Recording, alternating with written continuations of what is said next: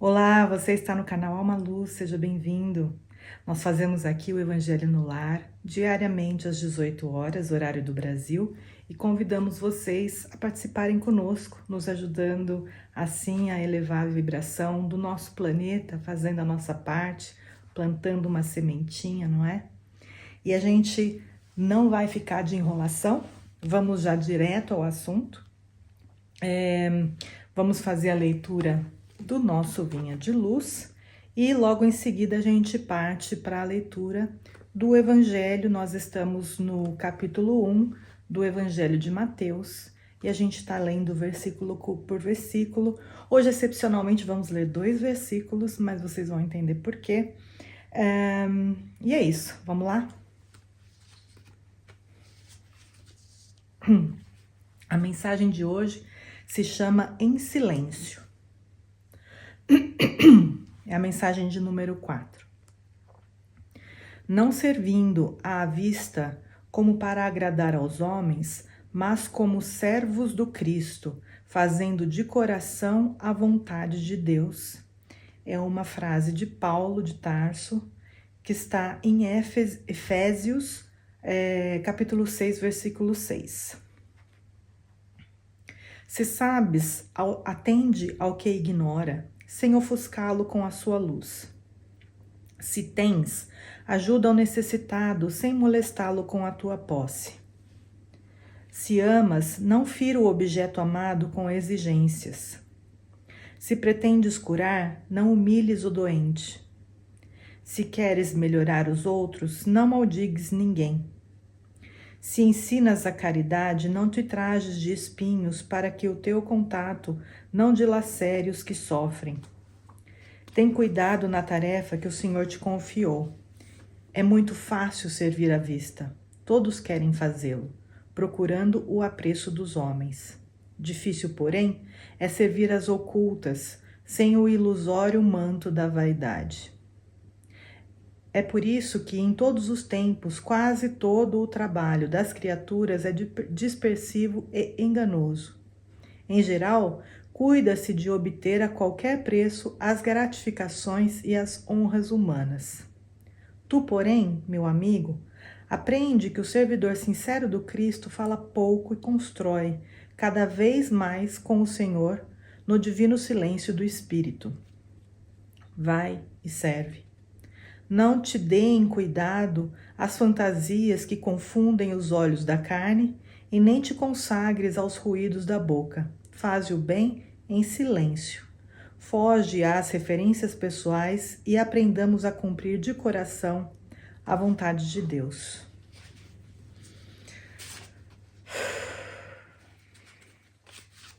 Vamos fazer a nossa oração?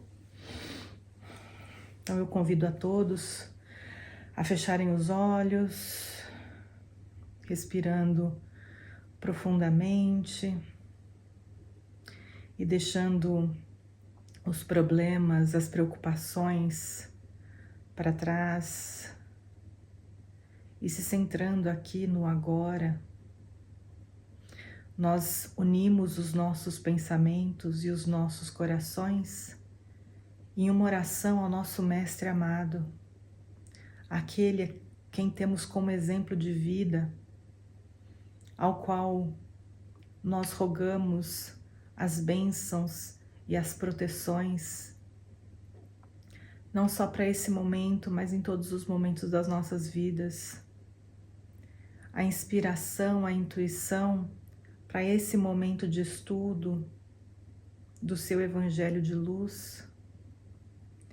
E inspirados por essa mensagem que lemos agora, nós compreendemos a carga que a gente traz de vaidade, unidas, jungidas ao nosso espírito de forma tão intrincada, que muitas vezes é difícil da gente perceber até quando estamos errando. Mestre, nós te rogamos, mostre-nos sempre, de alguma forma, aonde é que estamos tropeçando na nossa forma de amar, na nossa forma de doar, na nossa forma de ensinar, na nossa forma de compartilhar, porque nós temos já o desejo de transformação.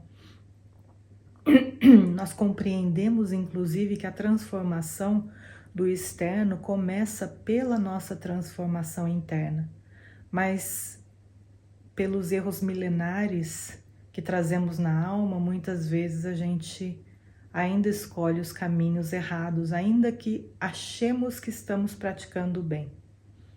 Nós rogamos o seu amparo nesse sentido, para que sejamos cada vez mais de acordo com aquele homem de bem que é esperado de nós todos, aquele a quem foi prometido o reino dos céus. Nós pedimos a proteção dos nossos amigos na espiritualidade maior, que estejam conosco aqui nesse momento e nos inspirem na mensagem que será lida nesse momento. Muito obrigada e que assim seja. Opa, então tá. Pessoal, vamos lá. Nós vamos ler então os versículos 22 e 23 do Evangelho de Mateus. E eu acho que com a leitura vai ficar um pouco claro porque que a gente vai ler 2 versículos hoje, tá bom? E tudo isso aconteceu para que se cumprisse o que foi dito da parte do Senhor, pelo profeta, dizendo: Eis que a Virgem conceberá e dará à luz um filho, e chamarão seu nome Emmanuel, que traduzido é Deus conosco. Esses são os 2 versículos.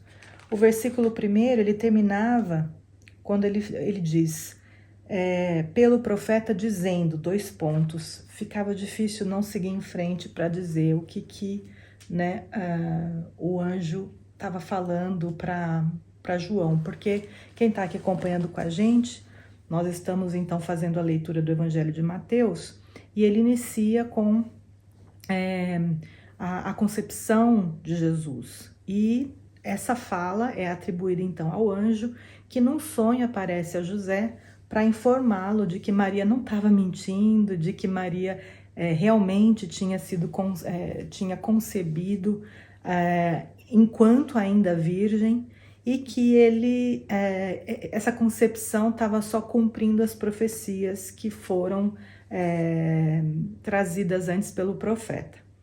Então,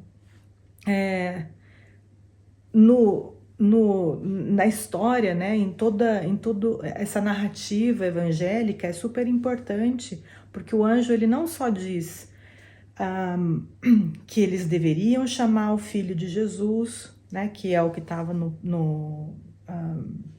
na mensagem anterior, mas ele explica aqui o porquê.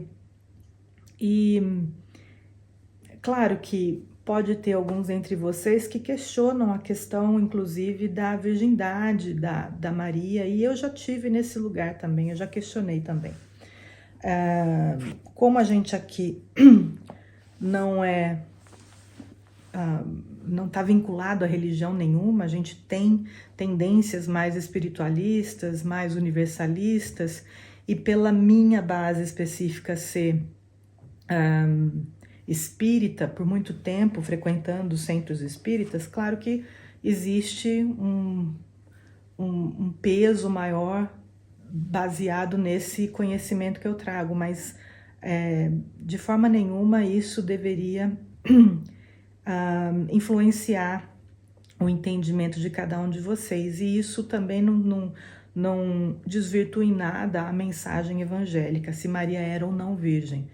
Atualmente eu creio que sim, por uma série de motivos que não vem ao caso aqui para o nosso estudo do Evangelho. Quem sabe um dia a gente faz um vídeo só para explicar.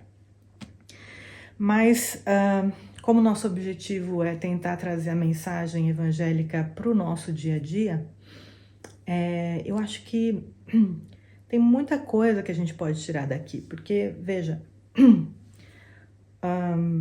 o José está tendo um sonho lúcido, né? É um sonho que não vai ser igual aqueles sonhos que a gente tem normalmente, que no dia seguinte a gente nem se lembra direito do que foi. Às vezes fica com alguma sensação, mas não sabe exatamente o que aconteceu. Foi planejado e organizado para que ele se lembrasse depois, para que ele colocasse em prática as recomendações do anjo que apareceu para ele. Então, ele vai se lembrar e, claro, tem o livre-arbítrio para agir ou não de acordo com o planejamento que ele mesmo participou enquanto estava desencarnado, né? Se a gente for pensar de uma forma mais abrangente. Mas ele pode ou não escolher agir da forma como está sendo demonstrada para ele. Isso eu acho que é o principal aqui da gente levar em consideração.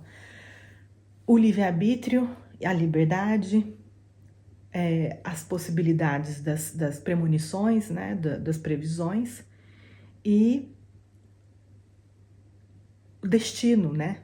É fatal. Então, quando alguns de vocês podem ter essa paranormalidade de premonição, ver no futuro, identificar situações que vão acontecer, às vezes não com vocês diretamente, mas com outras pessoas do entorno, ou até com desconhecidos, e quando a gente vê uma situação dessas do futuro, significa 100% que isso vai acontecer? Né? Essa é a pergunta número 1. E existe uma série de fatores que a gente precisa levar em consideração, porque que são, na verdade, as bases do nosso entendimento do que é essa divindade, a fonte criadora, o Deus Todo-Poderoso, esse Pai amoroso, enfim. Para a gente entender essa fonte, a gente precisa ter alguns parâmetros, né, que a gente segue. Então, um deles é justamente a liberdade que cada um de nós tem. E se parece que a nossa liberdade está um pouco restrita, é por conta da causa e efeito, né? Então, a gente tem uma lei de causa e efeito que existe, que significa basicamente o que a gente planta, a gente colhe, né? Então, se a gente planta tomate, a gente vai colher tomate. E aí, quando a gente está lá colhendo tomate, a gente não pode reclamar que a gente não tem liberdade para colher mamão. Porque se a gente plantou tomate, como é que a gente vai colher mamão? Não é assim? A mesma coisa com a lei de liberdade, que te deu a liberdade lá atrás de plantar o que você quisesse, e você escolheu tomate. E a consequência, né, o efeito, que é a colheita do tomate. E aí a gente, às vezes, tem uma interrupção, né, entre vidas. Você plantou o tomate numa vida anterior e agora é essa vida que você está colhendo o tomate, aí você não está entendendo por que você está colhendo tomate. Mas o fato de estar colhendo tomate significa que você plantou o tomate. Entende? Seguindo esse preceito, a gente compreende que existem algumas coisas que realmente são um pouco mais engessadas. A gente está com uma liberdade, às vezes, um pouco mais tolhida por conta desse plantio feito no passado. Mas nem tudo é assim. Então, teoricamente, existem muitos campos da nossa vida em que a gente ainda tem uma liberdade de agir, de fazer escolhas, que são os plantios que a gente está fazendo agora para uma colheita no futuro, certo? E dentro desse campo em que a gente ainda está plantando, não há colheita ainda, as possibilidades são infinitas. Porque a gente pode escolher plantar o tomate, plantar o mamão, plantar a cebola, plantar o que a gente quiser. E aí, a partir dessa escolha que vai, então, gerar uma fatalidade ou um destino lá na frente, né? Mais ou menos a coisa funciona assim. Obviamente que tem aí diversos fatores que entram nessa equação, que são às vezes desconhecidos da gente, no sentido de que às vezes aconteceu numa outra encarnação, é difícil da gente ver agora, os fatores da nossa vontade de melhorar e da nossa ação para uma melhoria de uma determinada situação que vai transformar alguma coisa lá no futuro, ou a nossa piora, né? A gente causar alguma coisa para piorar ainda a situação que a gente teria no futuro.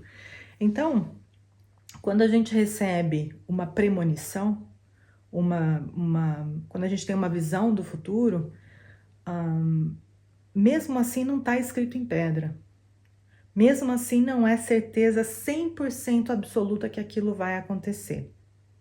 E a gente pode, com isso, levar até, por exemplo, as lições do próprio Apocalipse, né? Da Bíblia aqui.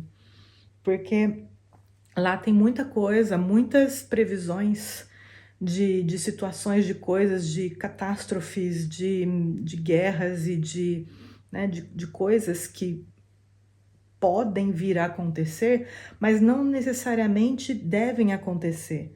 Porque esse que é o bonito da previsão também.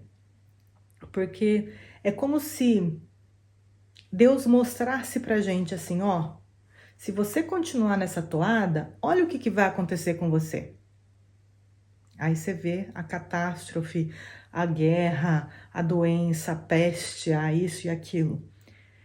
Mas, se você fizer novas escolhas, aí essas coisas não acontecem. Então, assim, a previsão, o apocalipse, essas premonições, elas servem justamente para isso, para mostrar um futuro alternativo, possível, baseado nas escolhas que a gente está fazendo, mas que também pode ser mudado de acordo com novas escolhas. A gente sempre pode mudar, a gente sempre pode escolher diferente. Existem algumas situações em que a gente tem realmente o livre-arbítrio muito podado e a gente praticamente não tem escolha. Algumas pessoas, a única escolha que elas têm é abrir os olhos pela manhã e fechar os olhos para dormir, por uma série de restrições físicas. Então, ela escolhe o que pensar, talvez, ela escolhe talvez o que vai comer, mas não tem muita liberdade. Outras de nós temos aí, podemos escolher tudo na nossa vida. Então, dentro dessas individualidades de como é para cada um de nós, existe aí também um mar infinito de possibilidades que a gente tem que considerar, mas sempre se lembrando que o poder de escolha está na nossa mão, que a escolha que a gente fizer hoje terá uma consequência, positiva ou negativa, dependendo de como for essa escolha, e que a gente sempre pode mudar de ideia. A gente sempre pode transformar o caminho. A gente sempre pode parar o que a gente está fazendo e reorganizar a rota. A gente não precisa seguir naquela direção porque a gente está com medo do que as outras pessoas vão pensar, porque a gente tem vergonha, porque a gente tem... São inúmeros os fatores. Mas eu acho que a mensagem ficou clara, né? Eu acho que esse versículo ajuda a gente a ver por esse ponto de vista e dá uma coragem, né? Pra gente, quando perceber que tá, talvez, num caminho, mudar de rota. A gente sempre pode mudar de rota, né? É isso aí, pessoal. Então a gente vai finalizando aqui hoje. Vamos fazer a nossa oração de encerramento?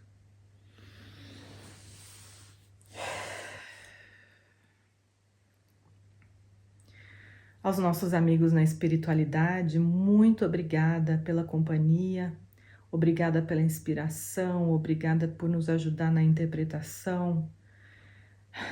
Nós somos eternamente gratos por tudo que recebemos, pelo ar que respiramos, pela nossa saúde, pelos nossos lares, familiares e amigos. Pedimos humildemente a proteção a todo esse ambiente que nos rodeia, a essas pessoas que nós tanto amamos, e que essa proteção, esse amor, essa luz que nós recebemos aqui nesse momento se expanda por todo o entorno da cidade onde nós estamos, do país onde nós estamos, e vá se unindo a outras vibrações de luz que se encontrem pelo caminho para irem se fortalecendo, para então envolverem o nosso planeta Terra em muito amor, em muita luz, em muita paz, em muita cura, em muito equilíbrio, em fraternidade, em harmonia. Nós pedimos que essas vibrações de luz também atinja os nossos líquidos, as nossas águas que a gente colocou hoje para fluidificar. Nós pedimos que, por misericórdia, os nossos amigos na espiritualidade possam ajudar a fluidificar as nossas águas, que cada molécula, cada partícula desse líquido abençoado receba esse influxo amoroso de luz que vem dessa fonte que jorra inesgotavelmente a graça divina. E que possamos estar juntos novamente numa próxima oportunidade, se Deus quiser, que assim seja. Gratidão. É isso aí. Muito obrigada, gente. Até mais. Tchau.